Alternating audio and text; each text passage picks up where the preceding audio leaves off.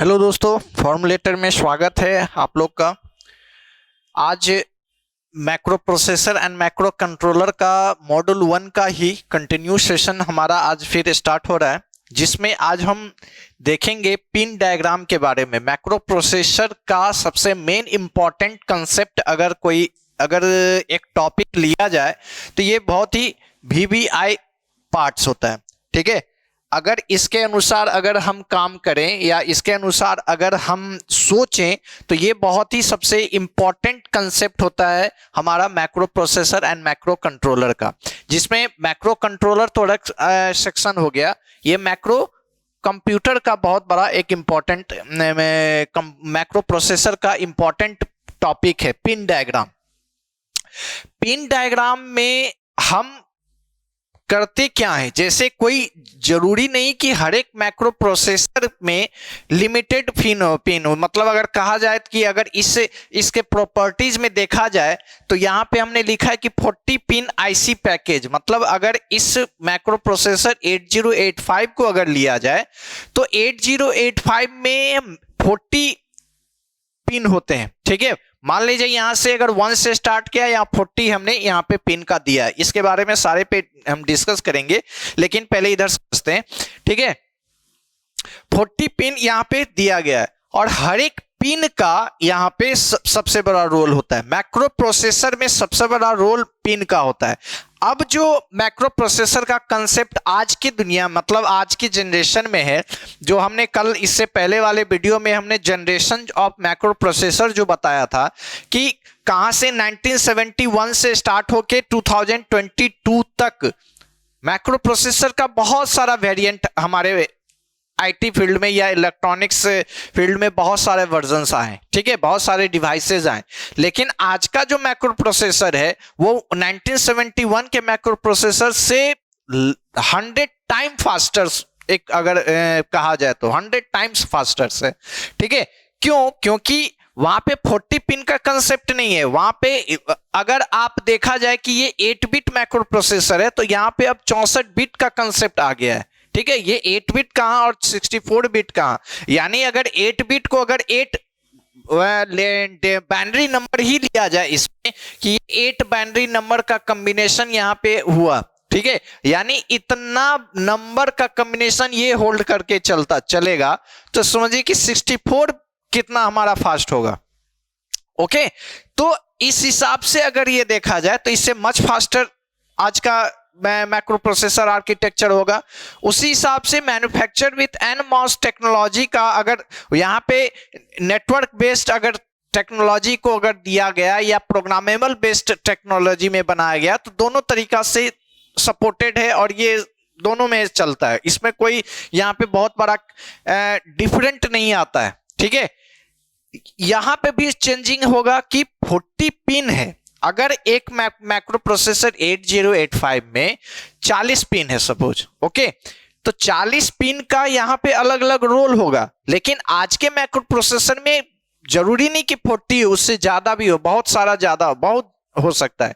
ठीक है, आप अगर उसको काउंट करने जाओ तो मिनिमम 100 के लमसम में वो आ जाते हैं। ठीक है, तो 40 पिन अगर यहां पे है तो 40 पिन का अलग अलग वर्क होगा। ठीक है, वहां पे अगर 80 पिन है तो 80 पिन का अलग अलग वर्क होगा। अगर अलग अलग पिन को अलग अलग वर्क दे दिया जाए, यानी एक पिन एक ही वर्क करेगा तो वर्क फास्ट होगा ना।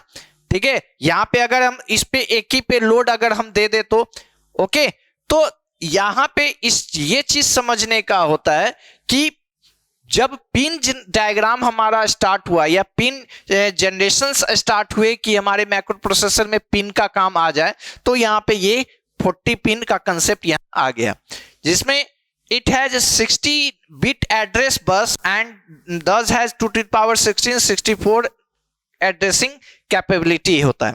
ठीक है, ये 16 बिट एड्रेस बस है। ठीक है, एड्रेस बस यहां पे कहने का मतलब जो डेटा जो हमारा कितना जल्दी फास्ट ग्रो मतलब फास्ट मूव करेगा वो यहां पे डिपेंड करता है। जो हमने कल जो आर्किटेक्चर आपको बताया था, इसमें आपको ध्यान होगा कि हमने जो ये पार्ट बताया था कि ये एड्रेस हमारा बस है। ठीक है, ये एड्रेस बस है। ये हमारा क्या करता है, इससे हमारा इनपुट भी होता है, इससे हमारा आउटपुट भी होता है, और इससे हमारा मेमोरी से भी कनेक्ट होता है, हमारा दोनों मेमोरी, चाहे रोम हो चाहे रैम हो, और ये हमारा इस साइड से मैक्रो प्रोसेसर से भी कनेक्ट होता है, जिसमें एएलयू कंट्रोल यूनिट या फिर रजिस्टर्स का कंसेप्ट आ जाता है। तो एक हमने ये आर्किटेक्चर बनाया था। तो ये जो एड्रेस बस का काम होता है क्या, डेटा यानी वर्ड का मूवमेंट, ठीक है। मान लीजिए इतना वर्ड हम लिखें, अगर कंप्यूटर में टाइप करें कीबोर्ड से, तो कितना वर्ड फास्ट इसमें ट्रेवल करेगा, ये हमारा ये पार्ट बताता है। यानी 16 बिट एड्रेस बस है, ठीक है। अगर अगर हम एक पे ले जाएं तो यानी कितना हमारा डेटा चल जाएगा एक बार में, तो यानी ये फास्ट काम करेगा, ठीक है। वही अगर आप 16 बिट यहां देख रहे हो, तो आज के मैक्रो प्रोसेसर में कितना होगा, 64 टाइम्स फास्टर वहां पे डेटा का ट्रांसफरिंग होता है। यानी इंस्ट्रक्शंस जो होते हैं वो बहुत फास्ट वर्क करता है हमारे आज के सिस्टम में, ठीक है। उसी तरह यहां operate with 3 megahertz signal phase clock, यानी फेज क्लॉक का यहां एक तरह से आप समझिए बहुत बड़ा रोल तो नहीं है, लेकिन सिंगल फेज क्लॉक यहाँ पे टाइमिंग डायग्राम के बारे में यह बताता है कि कितना टाइम से कोई प्रोसेस फास्ट काम करेगा, जितना जल्दी फास्ट काम करेगा। इस पे जब हम टाइमिंग डायग्राम पढ़ेंगे इस पे और क्लियर होगा हमारा, ठीक है। प्लस 5 वोल्ट ये सिंगल पावर ये लेता है, यानी इसको ये मैक्रो प्रोसेसर को हैंडल करने में या चलाने के लिए ये 5 वोल्ट काम करता है। यानी इसको पावर कितना चाहिए, तो 5 वोल्ट चाहिए, ओके। तो ये हमारा मैक्रो प्रोसेसर का एक प्रॉपर्टीज हुआ जो पिन के लिए देखा जाता है, ठीक है। मैक्रो प्रोसेसर हमने कल भी बताया था कि मैक्रो प्रोसेसर एक प्रोग्रामेबल इलेक्ट्रॉनिक्स डिवाइस है, जिसमें प्रोग्राम भी किया गया रहता है कि किसी चीज को कैसे फेच किया जाए, मतलब फेच किया जाए, फेच तो अलग है, फेच किया जाए, ठीक है। आज macro processor each and everything में यूज होता है। आप अपने रियल लाइफ कोई भी अगर सामान आप यूज करते हैं, मोबाइल ले लो, लैपटॉप ले लो, अपने घरेलू जो इलेक्ट्रॉनिक्स सामान हैं जो आ गए हैं, जैसे आप पहले के ज़माने के आप रेफ्रिजरेटर को लो और आज के ज़माने के रेफ्रिजरेटर को लो, तो बहुत सारे अंतर हो गए। क्यों? क्योंकि उसमें मैक्रो प्रोसेसर का कंसेप्ट आ गया है, ठीक है। डोर लॉक है कि डोर ओपन है, ये फेच किया जाता है, ठीक है, समझ गए। तो यहां पे सेंसर का भी काम वो उसमें आ जाता है। तो जितने भी फास्ट वर्क आप देख रहे हो, जहां पे बहुत सारा टेक्नोलॉजी इलेक्ट्रॉनिक सीट ऑटोमेटिक काम होता है, ऑटोमेटिक ही डिटेक्ट हो जाना, ऑटोमेटिक ही बहुत सारा वर्क परफॉर्म हो जाना, तो ये यहां पे मैक्रो प्रोसेसर का कंसेप्ट आ जाता है। मैक्रो प्रोसेसर बस आप यही जानो कि it is a programmable electronics device, okay, जो हमारे जितने भी वर्क हैं उसको हैंडल करना एंड उसे एक प्रॉपर वे में परफॉर्म कराना, यही हमारे मैक्रो प्रोसेसर का काम है। मैक्रो प्रोसेसर हमारे लैपटॉप में जब प्रोसेसर यानी सेंट्रल प्रोसेसिंग यूनिट जो होता है, जिसको हम सीपीयू बोलते हैं, तो वो एक हमारा सिस्टम का एक समझिए तो प्रोसेस है। हर एक जगह वो हार्ट एक आप बोल सकते हो, जहां पे ब्लड हर एक जगह सप्लाई करता है, वो ब्लड को फेंकता है, ठीक है। लेकिन हमारे लैपटॉप में या आईटी फील्ड में मैक्रो प्रोसेसर सीपीयू का ये है कि वो हमारे इंस्ट्रक्शंस, हमारे वर्क, हम जो वर्क देते हैं सिस्टम्स को, वो हर एक वर्क को क्या करता है, सबके पास एक तो एक्सेप्ट करना और सबके पास उसको भेजना कि कैसे क्या परफॉर्म होना है, ठीक है, कैसे डेटा को हैंडल करना है, कैसे अगर सिस्टम में ऑलरेडी डेटा क्यू में है तो उसे क्यू में रख के आगे वाले वर्क को कंप्लीट कराना, ठीक है। तो सारे काम कौन करते हैं, ये मैक्रो प्रोसेसर का काम है। और मैक्रो प्रोसेसर का और भी बहुत सारे काम है, इंटरनल भी और भी जो काम होते हैं वो, जैसे कंप्यूटर को रीसेट करवाने का, तो वहां भी अलग एक पिन है, ठीक है। कंप्यूटर के आउटपुट सेक्शन को देखना, वहां भी हमारा एक पिन है, ठीक है। कंप्यूटर के मेमोरी को मैनेज करना, जैसे होल्ड एंड यहां पे होल्ड दिया हुआ है, HLD यहां दिया, ये दोनों काम DMA के लिए होता है, यानी डायरेक्ट मेमोरी एलोकेशन या डायनेमिक मेमोरी एलोकेशन। अगर आप इस चीज को, ये पिन को लो, तो यहाँ पे क्या करता है कि रन टाइम में मेमोरी को कैसे मैनेज करना। मान लीजिए हमारा अगर ये फिक्स साइज है इसका, ये इतना ही बड़ा होगा, यानी ये अगर हम इसे कहीं रखें तो ये इतना साइज लेगा, ये फिक्स है। यहाँ पे मेमोरी कोई घटेगा या बढ़ेगा नहीं, ठीक है, ये फिक्स इतना तो लेगा ही। लेकिन किसी ऑब्जेक्ट का या किसी भी वेरिएबल का जहां पे उसका मेमोरी फिक्स ना हो, तो वहां पे जो रन टाइम में मेमोरी एलोकेट होता है, जितना हमारा वर्क उतना हम मेमोरी लेंगे, नहीं वर्क वो उतना रिलीज कर देंगे। तो यानी वो सिस्टम आता है कहां पे, आपने पढ़ा होगा डायनेमिक मेमोरी लोकेशन सी में, या नहीं तो डेटा स्ट्रक्चर जो आप पढ़े होंगे, तो वहां पे आप ये कंसेप्ट आता है डीएमए का, जहां पे होल्ड करना, मैलॉक, कैलॉक, री एलॉक, ठीक है, ये सब के लिए वहां पे ये आ जाता है, मतलब एक कंसेप्ट आता है जहां पे ये दोनों पिन जो है ये डीएमए को हैंडल करता है। जिसमें अब यहाँ पे जैसे AD0 से AD7 तक यहाँ पे अगर आप ये ले लें, तो ये हमारा क्या है, ये मेमोरी एड्रेस का काम करता है, यानी ये हमारा क्या करता है, लोअर एड्रेस का काम करता है, ये लोअर सिग्निफिकेंट एड्रेस है मेमोरी एड्रेसिंग का। एंड A15 से A8 तक ये मैक्सिमम एड्रेस में को हैंडल करता है। मतलब ये भी दोनों पार्ट जो है ये इनपुट आउटपुट के लिए भी है और ये भी इनपुट आउटपुट के लिए भी है, लेकिन ये लो सिग्निफिकेंट एड्रेस है और ये हाई सिग्निफिकेंट एड्रेस को परफॉर्म करता है। और इतने मैक्रो प्रोसेसर सेक्शन में ये जो इतने पिन है 40, इसको इतने कैरेक्टर स्टेप में रखा जाता है, मतलब कैरेक्टराइज किया गया है, ठीक है, जिसमें एड्रेस बस होंगे, डेटा बस होंगे, कंट्रोल स्टेट एंड सिग्नल्स का होगा, power supply and frequency signals होगा, एक्सटर्नली इनिशिएटेड सिग्नल्स होगा और सीरियल इनपुट आउटपुट सिग्नल्स होगा। ये अब इतने में यानी 1 2 3 4 5 6 कैटेगराइज जो यहाँ किया गया है 6 स्टेप में, इसमें अब कौन कौन सा सेक्शन इन 6 में आएगा वो हम आगे अब डिस्कस करेंगे, ठीक है।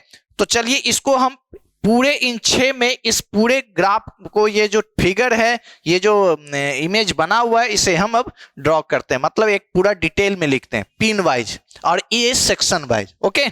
एड्रेस एंड डेटा बस के रिगार्डिंग अगर यहाँ पे इस कैटेगराइज के अनुसार अगर चला जाए, ठीक है, कि हमने अभी बताया कि 6 पॉइंट में इसे डिवाइड किया गया, कि हम अगर पिन जनरेशन 8085 को अगर बांटे तो ये 6 स्टेप में हर एक डिपार्टमेंट को रखा गया है। इसमें ये पिन माइक्रो प्रोसेसर 8085 का, जिसमें पहला एड्रेस बस और डेटा बस जो होता है वो दोनों एक तरह से सेम काम में आ जाते हैं, नाम कहें देखने में अलग यहाँ पे शो करता है, address bus and data bus. तो एड्रेस बस को अगर और डेटा बस को देखा जाए तो एड्रेस का मतलब ही डेटा का स्टोरिंग का कंसेप्ट आता है, ठीक है, जिसमें अगर कौन सा पार्ट देखा गया है कि ये यहां से अगर ये पार्ट हम देखें, हम इसे सिर्फ बताने के लिए हम ये लाइन कर रहे हैं, आप अपने कॉपी में बनाए तो ये काम नहीं कर रहे, ठीक है। A8 से A15 अगर यहां देखें तो ये A8 से A15 यहां पे ये है, ये हमारा क्या है, ये भी आउटपुट का काम है और 3 स्टेप है, ये इनपुट आउटपुट दोनों है, 3 स्टेप्स का है, ठीक है। तो ये इनपुट एंड आउटपुट का अगर यहां पे देखा जाए, ये वाला पार्ट ये IO है एंड ये हमारा सिर्फ O है, यानी आउटपुट का काम है। तो ये हमारा लो फ्रीक्वेंसी एड्रेस का काम होता है और ये हाई एड्रेस फ्रीक्वेंसी का काम करता है, जिसमें हमारा A8 से A15 जो है वो most significant 8 bits of memory address है। ये क्या है हमारा 8 बिट, यानी माइक्रो प्रोसेसर का भी जो हमने प्रॉपर्टीज बताया था वो क्या था, वो 8 बिट माइक्रो प्रोसेसर था 8085, ठीक है। तो ये हमारा 8 बिट हमारा यहाँ पे दे रहा है, यानी यहां से A15 देखें तो 1 2 3 4 5 6 7 8 बिट हमारा आ गया। अगर यहां पे भी देखें तो क्या आ रहा है, 0 से स्टार्ट है 7 तक गया, तो 8 बिट हमारा ये भी आ गया, यानी हर एक में क्या आ रहा है 11 डेटा, 11 बाइनरी डिजिट हमारा वैल्यू यहाँ पे आ रहा है, 11 लेटर हमारा आ रहा है। अगर एक लिखें तो ये हमारा क्या हुआ, ये एक एक बिट यहाँ पे आ गया, अगर 0 दे तो ये हमारा एक बिट आ गया। तो इस सेक्शंस में यहाँ पे ये हमारा इनपुट एंड आउटपुट दोनों, यानी इसमें से इनपुट भी होगा और आउटपुट भी हमारा काम करेगा। लेकिन इस वाले सेक्शन में जो हाई सिग्निफिकेंट एड्रेस का काम करता है वो हमारा क्या होगा, ये हमारा हाई है, यानी इसमें सिर्फ आउटपुट का काम यहां पे देता है। Most significant 8 bits of memory address and the 8 bits of input output address, 8 bits of input output address दोनों का काम ये आता है। These lines enter into tri-state high impedance state during hold and halt mode। मतलब hold and halt, मतलब इस तरह से अगर कहा जाए कि डेटा होल्ड होना या हॉल्ट करना, होल्ड इन द सेंस कि आप रुका, मतलब होल्ड कर रहा है वो डेटा को, हॉल्ट यहां पे रुकना है, वहां पे अगर रुक जाना है, ठीक है। तो ये दोनों पार्ट जो हमारा है ये काम करता है, इसमें होल्ड भी और कहीं पे डेटा को रोकना भी है तो भी काम यहाँ पे 8 बिट के थ्रू डेटा को आने और जाने में या होल्ड करवाने में ये काम करता है। ये इसका काम है इतना। ये जो पिन होते हैं इन सब का काम ये है, जिसमें AD0 से AD7 जो है वो एक वैल्यू दिया गया है, मतलब एक नेमिंग कन्वेंशन दिया गया है। तो ये इनपुट एंड आउटपुट 3 स्टेट ये भी है। इसका काम lower significant bits of memory है, यहाँ पे low significant bits of memory का होता है address and the bits and the 8 bits of the input output address same as during the clock cycle. जो एक क्लॉक साइकिल में अगर एक वर्क का काम कंप्लीट हो रहा है तो वो वही क्लॉक साइकिल, मतलब एक पूरा यहां से स्टार्ट हुआ और ये यहां तक आ गया, तो ये हमारा क्या एक क्लॉक साइकिल है।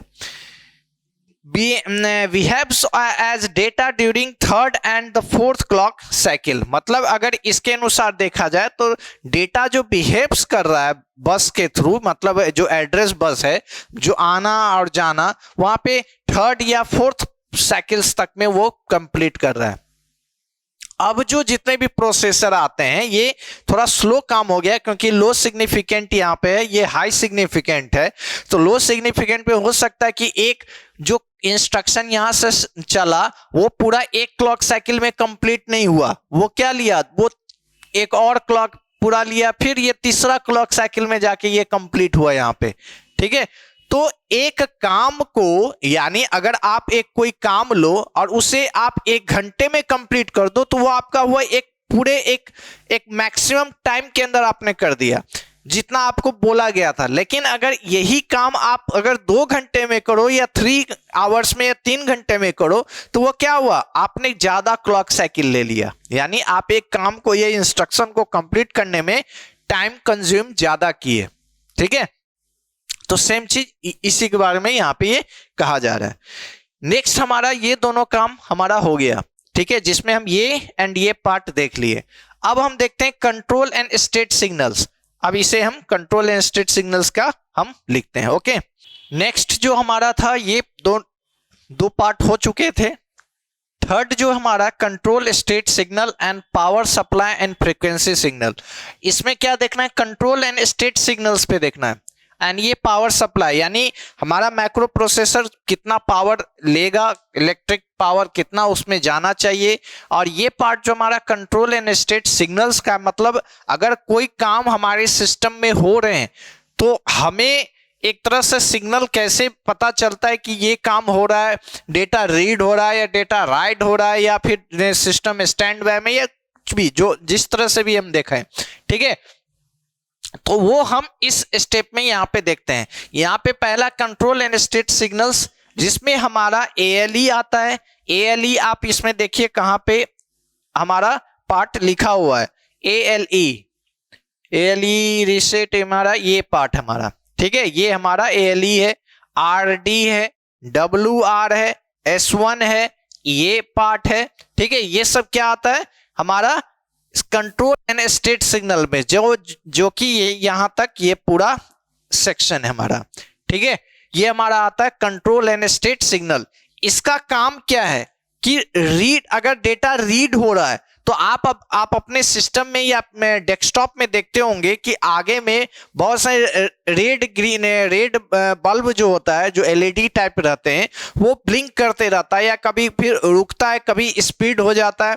तो इस तरह से वो एक तरह से क्या है, वो एक सिग्नल्स देना होता है कि हमारा डेटा अब सिस्टम में कैसा काम हो रहा है, क्या हो रहा है। तो इन सब चीज को हैंडल करने का ये सेक्शन पार्ट होता है, जिसमें कंट्रोल एंड स्टेट सिग्नल्स में बोलते हैं, जहां पे जैसे ALE address latch enable, address के पार्ट को इनेबल करना या डिसेबल करना, वो ALE का काम होता है। RD रीड कंट्रोल सिग्नल है, राइट कंट्रोल सिग्नल है, एंड ये स्टेटस सिग्नल है, जिसमें रीड हो रहा तो उसका सिग्नल देना, राइट हो रहा है तो वो अलग सिग्नल्स प्रोवाइड करना, स्टेटस हमारा अभी क्या है उस टाइप के सिग्नल्स देना, किस स्टेटस में है या किस मोड में अभी कंप्यूटर चल रहा है, क्या कर रहा है, क्या नहीं कर रहा है, वो एक तरह से सिग्नल्स प्रोवाइड करने का काम जो होता है वो ये करता है। यानी मैक्रो प्रोसेसर से ही सब कुछ होता है, पास होता है, ठीक है, लेकिन भाया मैक्रो प्रोसेसर ही पास होता है, लेकिन फिर जाता है हमारे पास जो मदरबोर्ड के थ्रू होते हुए हम तक पहुंचता है कि ये सिग्नल्स है जो यूजर्स के लिए दिया गया है, ठीक है। नेक्स्ट हमारा आता है power supply and clock frequency. Power supply and clock frequency, clock बोल दो या कोई भी और सिग्नल्स आप बोल सकते हैं, जिसमें VCC 5+5 वोल्ट यानी 5 वोल्ट से ज्यादा जो पावर सप्लाई चाहिए, ये हमारा जो है VCC 5 वोल्ट से ज्यादा। VSS ग्राउंड रेफरेंस, जो अगर करंट जाएगा तो उसे ग्राउंड भी चाहिए ना, ठीक है, नहीं तो देखेंगे अगर अर्थिंग कमजोर हो या अर्थ नहीं हमारा है तो आपके सिस्टम में या फिर आपके कंप्यूटर के कैबिनेट में, बॉडी में करंट आ सकता है। तो ये जो हमारा VSS है ये हमारा क्या बताता है, VSS ये वाला पार्ट ये ग्राउंड बता रहा है, ये हमारा VSS है, ठीक है, ये हमारा ग्राउंड से कनेक्टेड है, ग्राउंड के थ्रू हमारा अर्थ आता है जिससे हमें VSS से हैंडल करता है। X1 और X2, X1 और X2 ये वाला पार्ट, ठीक है, ये क्या करता है, crystal having frequency of 6 megahertz is connected at the 2 pins, ठीक है, ये कनेक्शन ये क्या एक तरह से क्रिस्टल फ्रीक्वेंसी करने, मतलब एक कैच करता है, एक तरह से फ्रीक्वेंसी आप देख लो तो, या एज ब्लूटूथ का ही आप ले लो या फिर एक वाईफाई का ले लो, तो ये 6 मेगाहर्ट्ज फ्रीक्वेंसी तक ये क्या करता है, कैच करने का काम यहाँ पे आप दे सकते हैं, ठीक है। क्लॉक आउटपुट, यहाँ पे सिस्टम में जो भी क्लॉक से काम होते हैं यानी टाइमिंग का, डेटिंग का, ये सब काम यहाँ पे ये काम CLK करता है, यानी CLK कहाँ पे है, ready, reset, hold, SOD, SID,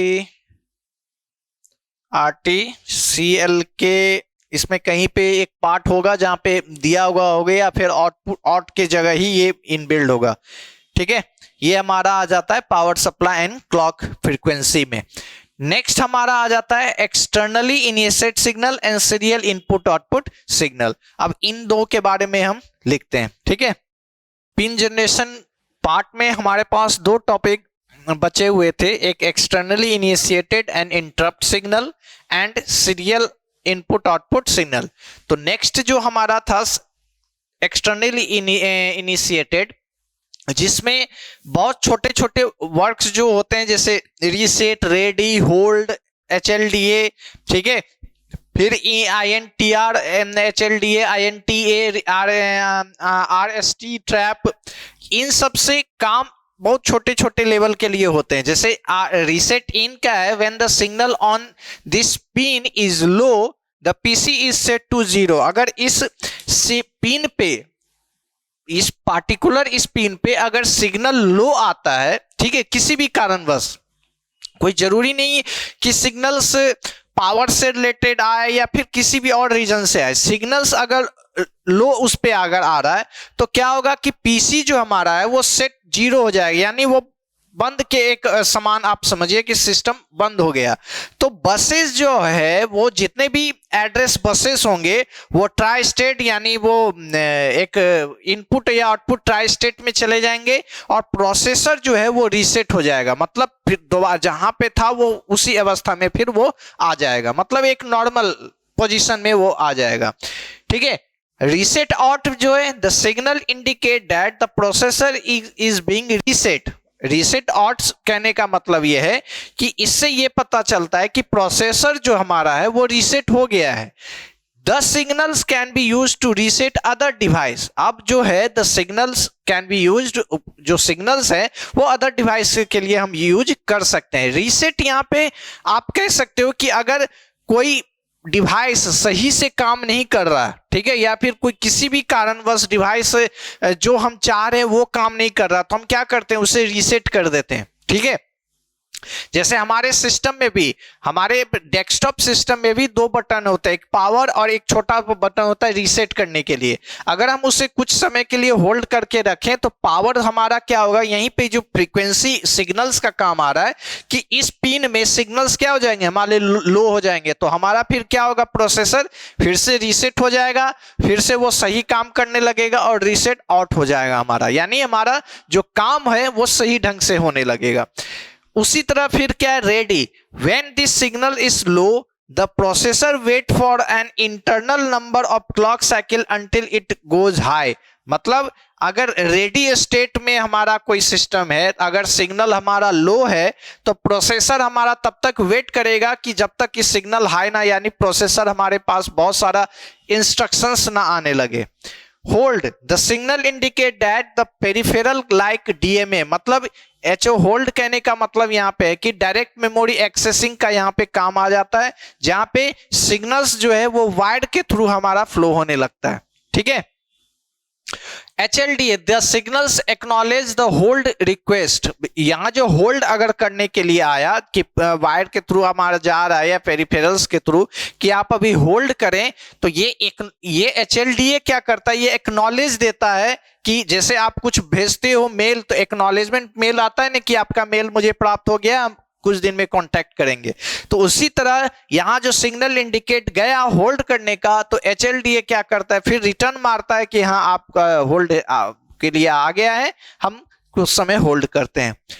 INTR interrupt request, अगर किसी भी रिक्वेस्ट को इंटरप्ट करना है तो यहाँ पे INTR का आ जाता है कंसेप्ट। ठीक है, INTR, ये INTA, ये this is use to acknowledge the interrupt. अगर इंटरप्ट करना है तो एक्नॉलेज जाता है कि हाँ प्राप्त हो गया है।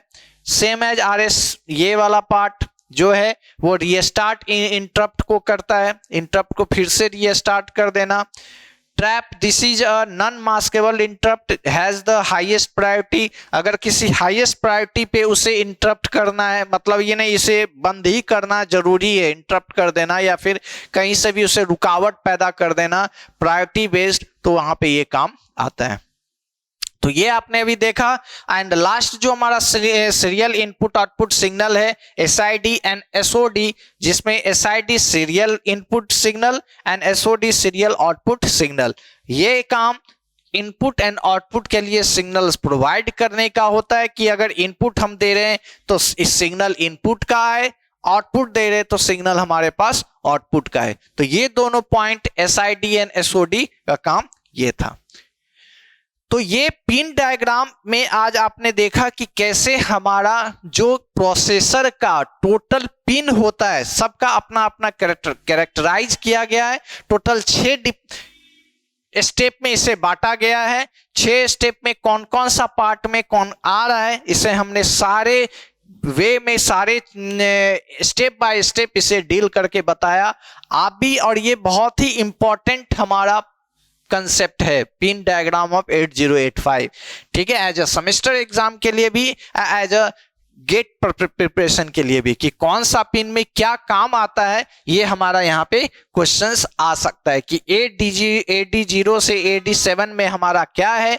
ये लो फ्रीक्वेंसी एड्रेसिंग है एंड ये हाई फ्रीक्वेंसी एड्रेसिंग है। उसी तरह से सारे पिन पे हमने बताया और इसे आप अच्छे से नोट्स बना के कंप्लीट कर लेंगे और थ्योरी को बार बार पढ़ेंगे। ठीक है, तो चलिए अब हम नेक्स्ट वीडियो में आगे फिर मिलेंगे नए टॉपिक के साथ। ठीक है, गुड बाय।